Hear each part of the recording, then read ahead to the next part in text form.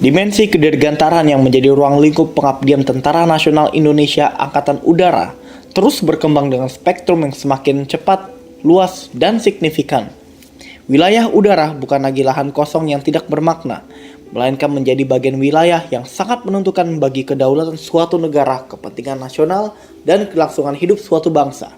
Dapat diartikan bahwa pemanfaatan dan penggunaan ruang udara merupakan sebuah kebutuhan mutlak bagi tercapainya kepentingan suatu bangsa.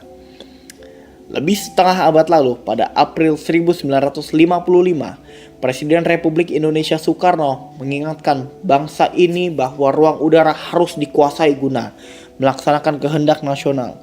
Kuasai udara untuk melaksanakan kehendak nasional. Karena kekuatan nasional di udara adalah faktor yang menentukan dalam perang modern, tegas Bung Karno. Pada masa itu, 1 dekade pasca Perang Dunia II, Presiden Soekarno mengingatkan kita bahwa soal kekuatan udara dan peranannya dalam perang modern. Supremasi udara diakui sejak lama menjadi faktor penentu dalam memenangkan peperangan. Bahkan Perang Dunia II pun diakhiri dengan pengeboman terhadap Jepang dari udara oleh Amerika Serikat menggunakan bom atom.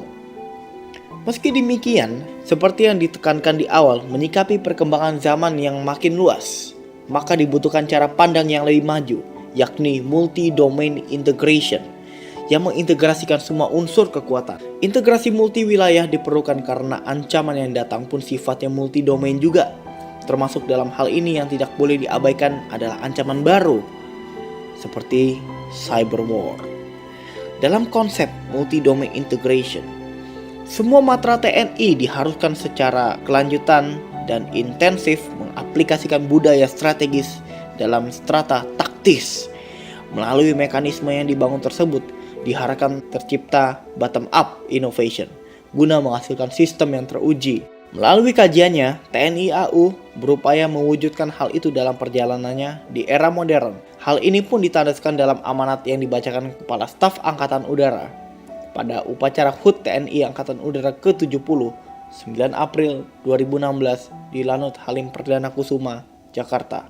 Dikatakan perkembangan ilmu pengetahuan dan teknologi saat ini telah menjadi alutsista udara rentan terhadap ancaman piring cyber dan pertahanan cyber, sehingga Angkatan Udara harus melengkapi kemampuannya untuk beradaptasi dalam semua level peperangan masa depan yang memadukan domain darat, laut, udara, dan cyber.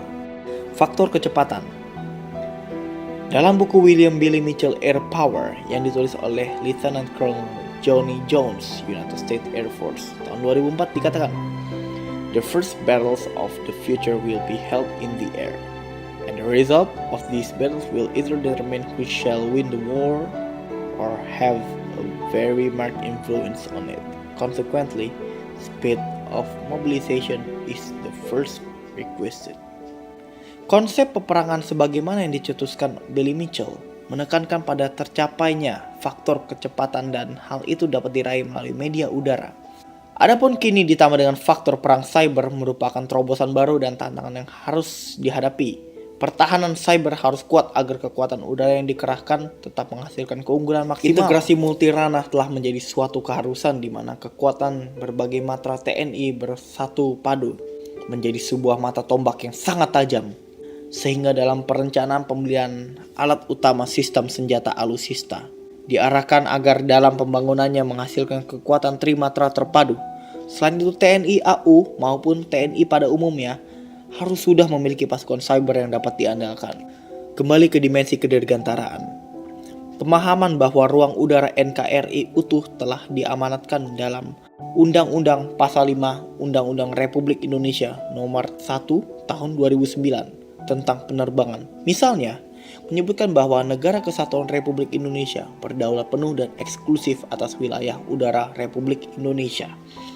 TNI AU sebagai unsur terdepan penyedia kekuatan dan pelaksana dalam hal penegakan kedaulatan wilayah udara nasional tentunya harus benar-benar menjadikan ruang lingkup udara sebagai pengabdian utamanya. TNI AU hendaknya menjaga dan meningkatkan profesionalitasnya dalam membangun kesiapan dan menghadirkan kekuatan tersebut. Fokus pada tugas pokok dapat memberikan manfaat yang sangat besar dari kehadirannya kepada masyarakat. Ringan diucapkan, namun tidak ringan melaksanakannya. Perlu tekad bulat dan tetap pada jalur yang benar.